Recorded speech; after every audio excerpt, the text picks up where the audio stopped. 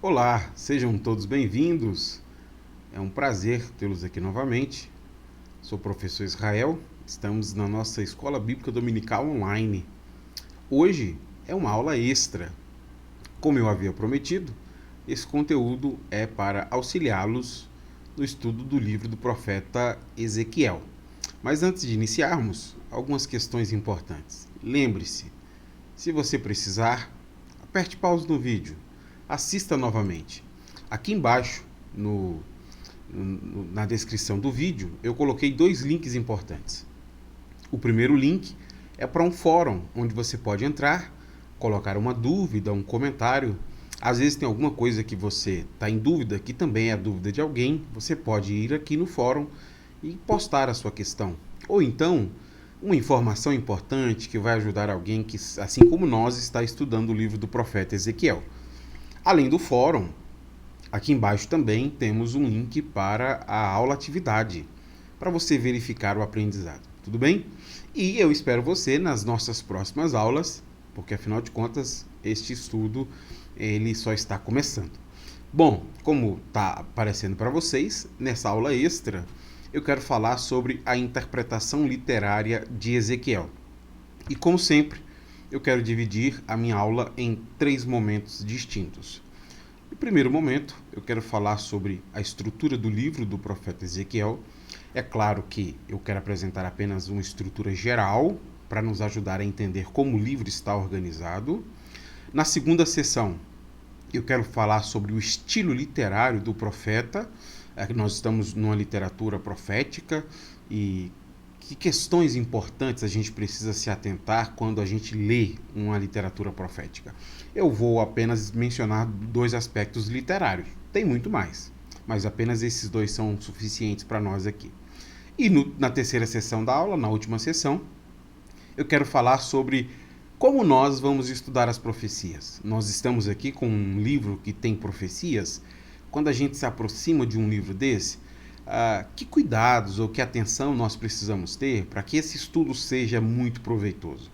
Então vamos começar com a primeira sessão, onde eu quero falar sobre a estrutura do livro do profeta Ezequiel. Pensando na estrutura do livro, a primeira coisa que você precisa se atentar é que o livro do profeta Ezequiel ele está organizado de forma cronológica. O profeta ele é muito rigoroso ao associar uma mensagem a um evento histórico. Eu quero te dar um exemplo e depois mostrar a estrutura que ele faz isso. O exemplo é o texto de Ezequiel, capítulo 1, versículo 31. Leia comigo. Em 31 de julho de meu 30º ano, enquanto eu estava com os exilados judeus, junto ao rio Quebar, na Babilônia, os céus se abriram e eu tive visões de Deus. Isso aconteceu no 5º ano do exílio do rei Joaquim. Então, o que nós vamos ter dentro dessa maneira como o profeta organiza o seu livro? Isso que eu estou chamando de estrutura do livro. O profeta ele vai sempre apresentar um evento histórico. Além do evento histórico, nós vamos ter uma data. Além da data, um ano específico e a sua própria experiência em face a esses eventos. Nesse texto, você consegue identificar isso? Você consegue identificar o evento histórico, a data, o ano e a experiência do profeta? Se você desejar fazer isso sozinho, aperte pause no vídeo e daqui a pouco retorne. Mas se você desejar fazer comigo, vamos lá. Qual é o evento histórico que esse versículo narra para nós? A invasão que os babilônicos estão fazendo a Judá e a deportação dos israelitas. Este é o evento histórico que Ezequiel está narrando para a gente. Mas além do evento histórico, nós temos o dia. Qual que é então o dia disso? 31 de julho. Mas nós não apenas temos o dia, como também temos o ano. Que ano? Ezequiel menciona da seguinte maneira: no 5º ano do exílio do rei Joaquim, ou seja, 593 a.C. E por último, nós temos a experiência do profeta, que é o momento em que ele tem uma visão sobre o seu chamado ao ministério profético. Então, quando nós estivermos lendo o livro, essa estrutura ela estará aqui repetida por 14 vezes. Por 14 vezes é isso que nós veremos. Um texto bíblico que fala de um ano. Este ano está associado a algum evento histórico. Esse evento histórico retrata a experiência do próprio profeta. E aqui a gente vai ter uma data. Então, em 14 vezes no livro, isso faz com que o livro tenha uma estrutura cronológica muito boa de se estudar. A gente consegue perceber a maneira como ele faz isso por 14 vezes ao longo de todo o seu livro. E por que o profeta é tão rigoroso com essa estrutura cronológica? Eu trouxe o comentário do Daniel Bloch.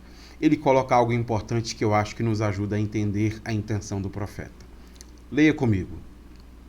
Toda a história é vista da perspectiva de Deus. Então, no livro do profeta, nós estamos tendo Deus narrando a história, tudo bem?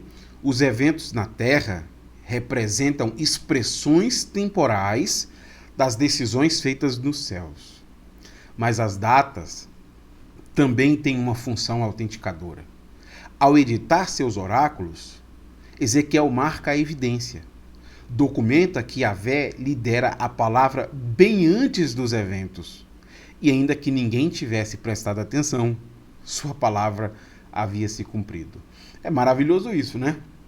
Porque essa estrutura cronológica, ela não está aí sem propósito. Ela é feita com intencionalidade.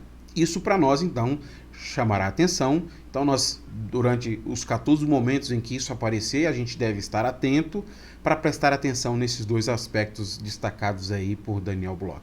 Bom, com base nessas questões, nesse rigor cronológico que Ezequiel fará com intenção literária, nós podemos então fazer a divisão do livro do profeta da seguinte maneira.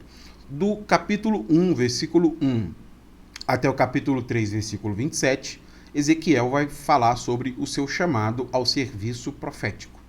Do capítulo 4, versículo 1, até o capítulo 24, versículo 27, nós vamos ter um pronunciamento da destruição de Israel e da destruição de Judá.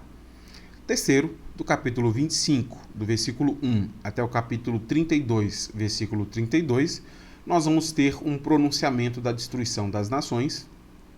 E por último, do capítulo 33, versículo 1 até o capítulo 44, versículo 35, nós vamos ter um pronunciamento da esperança para Israel e da esperança para Judá. Então essa é a forma geral como o livro está aí dividido e a gente já entende porque ele está assim dividido. Passando agora para a segunda sessão, eu quero explicar apenas dois aspectos do estilo literário que estão presentes no livro do profeta Ezequiel. É claro que existem muitos outros aspectos, mas eu penso que esses dois são gerais e essenciais para que a gente consiga fazer um estudo muito proveitoso deste livro bíblico. O primeiro estilo literário que nós precisamos estar atentos é a linguagem figurada. Você pode ler comigo? Linguagem figurada. Em geral, a profecia se expressa em poesia, rica em figuras de linguagem e em símbolos evocativos. No livro do profeta Ezequiel existe muito uso de paralelismo, imagens coloridas, e essa estrutura poética exige de nós uma aproximação consciente. Quando nós estamos lendo o livro do profeta Ezequiel, nós não podemos interpretar ao pé da letra algumas das descrições feitas por ele, porque a gente sabe que o livro vai ter essa linguagem figurada. Essa estrutura poética estará presente no livro. Então, a rigor, não se lê literalmente algumas de suas visões, algumas de suas narrativas, por entender que são descrições poéticas. E toda descrição poética faz uso de linguagem figurada. Então, este é o primeiro elemento importante aqui. Se você desejar aprofundar, você pode depois procurar uma bibliografia que lhe auxilie a entender esses aspectos da linguagem figurada na poesia bíblica. Mas o segundo estilo literário que eu quero destacar tem a ver com o relato de visões. Leia comigo mais uma vez. Registram ocasiões em que o profeta recebe a mensagem do Senhor numa visão, a qual ele deve proclamar ao povo. E essas visões, elas vão estar divididas em 3 tipos. Primeiro, as visões apocalípticas. O que são visões apocalípticas? São descrições sobre o escatom, o fim iminente, o dia do Senhor, tão mencionado pelos profetas. E quando a gente fala do escatom, essas descrições são por meios de simbolismos e imagens fantásticas. Eu queria muito gravar um vídeo para você sobre a escatologia, a literatura apocalíptica e mostrar essas características de forma mais exemplificada. Se você desejar um vídeo desse, escreve aqui no comentário.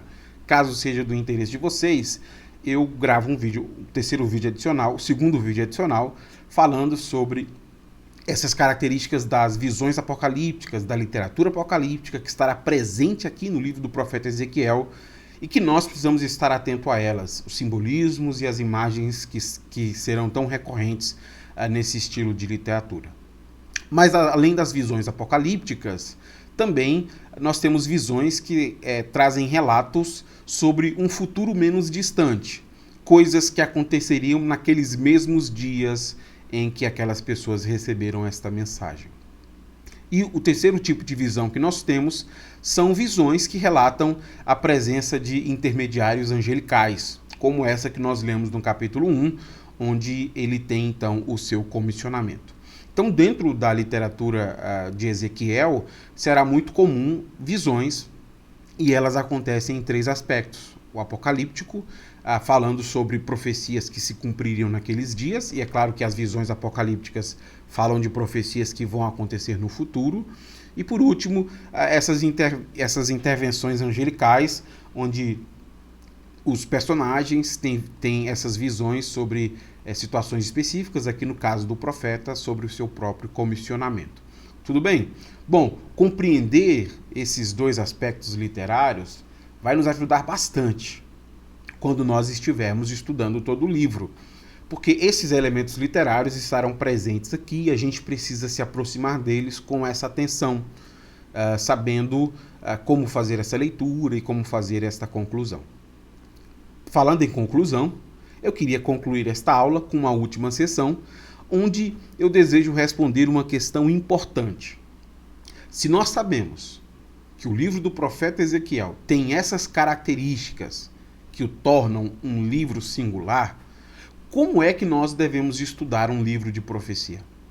Quando nós vamos a um livro de profecia, como o de Ezequiel, e nós fazemos isso em outros, porque esse não é o único livro de profecia da Bíblia, existem outros, mas aqui o nosso foco é Ezequiel. Quando nós vamos a um livro de profecia, que atenção nós devemos ter, ou de que maneira nós devemos nos aproximar, de maneira que esse estudo seja mais proveitoso? E aqui eu queria então encerrar essa terceira sessão citando um comentário do Kostenberg e do Patterson, eles apresentando a tríade hermenêutica, uma ferramenta importante na interpretação bíblica.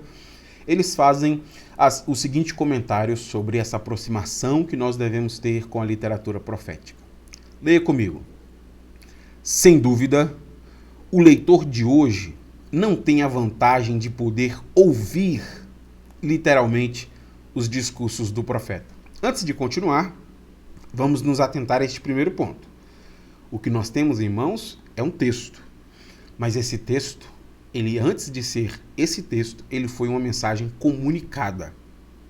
Nós não temos o profeta para reproduzir a maneira como ele comunicou essa mensagem. Então esse é um primeiro elemento importante, que esse texto, antes de ser um texto, foi uma mensagem falada.